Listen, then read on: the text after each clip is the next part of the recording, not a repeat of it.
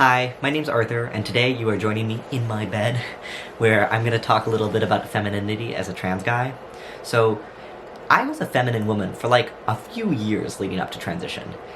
It was the whole 9 yards, you know? Like I had long blonde hair, I wore makeup, like really, I did it all. And when I started to realize I wanted to be a man, that was something that was really confusing to me.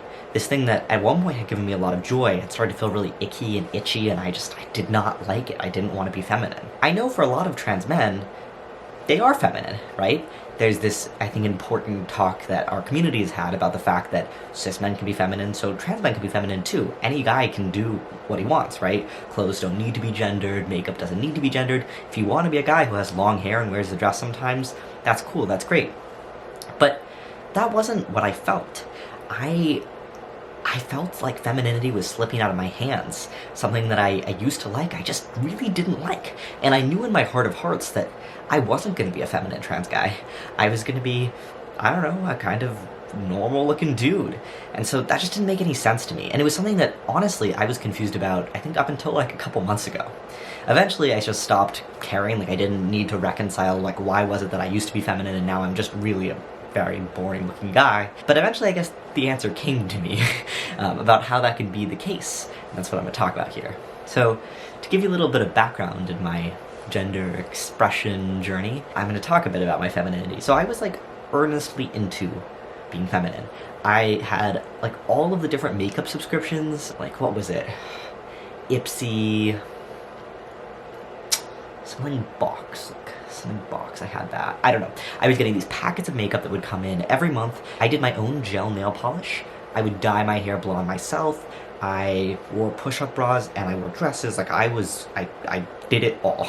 And I liked it too. Like there was something very fun. I would go and I would compulsively buy nail polish and I would compulsively order dresses online on ThreadUp or whatever. Like I was into it. And eventually, I remember very vividly, I stopped feeling like capable of doing these things. I would put on a dress and I just couldn't. I would take it off. And this was before I even started to entertain the fact that I could be trans. I just started to feel like I could not do these feminine things anymore. What clicked, I think, about what went on for me, right? Why was it that as a man I have no desire to do these things anymore, is I was having a conversation with another trans friend, and he was talking about how similarly there was a time earlier in his life when he would wear dresses as well. And he was like, yeah, it was a thing I enjoyed in that context, in that time in my life. And it occurred to me that I think a lot of things about expression are very social and contextual, right? How do you feel when you put on, like, a school uniform? Well, if you are a high schooler who's going to school in a school uniform, you probably feel like normal and ordinary. If you are 45 years old and you are putting on your old school uniform, you probably feel really weird and creepy, or like something that's very different than how you used to feel when you were a high schooler. How do you feel if you're wearing swim shorts or a bikini at the beach? Fine. Maybe a little insecure, but fine. How would you feel if you were wearing that like indoors in a mall? You would feel really exposed and strange. What it means to wear a denim skirt in the 2000s or going to a 2000s themed party is very different than what it means to wear a denim skirt in 2022. I studied abroad in India and I wore a kurti, which is sort of the traditional attire. Everyone was wearing those, and it was super normal. It was normal that I was wearing that. If I were to wear that here, it would be kind of weird for me to be wearing ethnic Indian attire as a white person in the United States. So we like clothing and makeup and accessories for how they make us feel. And how they make us feel is partly like innate, right? Maybe you like shiny things, and that's just something about you. But it's also contextual and social. How do people read you and how do they treat you given what you're wearing? There's a reason that there are trends in fashion, right? We are social people and we follow the masses, and we go along with what's normal and what's new and what's fun. I did not innately like nail polish. I was not born with a gene that told me nail polish is great. I didn't like nail polish because it's feminine, right? It is something where if you wear nail polish, people will perceive you as more feminine. And I know many men in my life who wear nail polish. Like, tons of my friends wear nail polish and are guys. And so if it was gonna happen for me, it would happen for me. Absolutely, I fully believe you can be a man and wear nail polish, but you'll be read as more feminine. And I didn't like wearing nail polish as a woman because it made me seem feminine. I liked it because I like colors. It made me feel put together. It made me feel like I was attractive. I kind of compulsively like buying things. I like variety, and that was all contextual. It was because I was a woman. So wearing nail polish was kind of the default. That's why it made me feel put together and cute, is because I was doing it as a woman.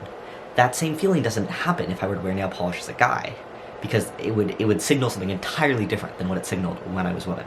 So the things that I liked about makeup and about dresses and about nail polish and all that, well, I am still someone. I like bright colors, I like patterns, I like buying things, I like feeling cute.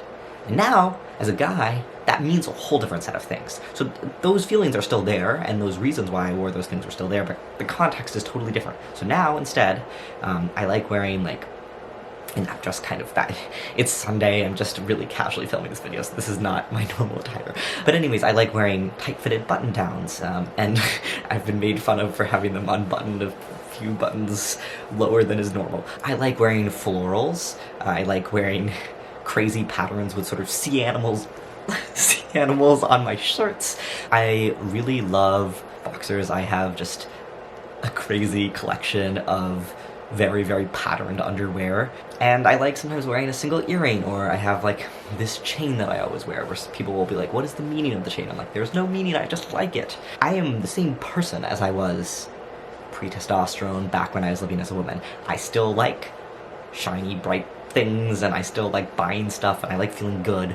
But it happens that I achieve that through a look that is not feminine anymore, because it means a different thing to be a feminine man than to be a feminine woman. And so that's all to say that, like, transition changes a lot of things for you. So you are going to be perceived as an entirely different gender than what you were living as before, and you might realize that some of the things you liked then, you liked in that context, in the context of your former gender. And that's okay. It's fine. You don't need to, preserve all of the same interests when you've transitioned. And you might discover new things that you like too. And so I think that's like something that's very cool about transition, is that you can be open-minded and curious. And I think it makes sense that a lot of trans people are more gender non-conforming, more expressive with their presentation than cisgender people. It's because we've been able to try it all out. And so you might find that, yeah, you just innately like nail polish. You think it's awesome. And as a guy, you want to keep on wearing it. And maybe some of the cis men around you would love nail polish too, and they've just been too scared to try it. And I think that's awesome and cool. Or you might find that it feels really different now.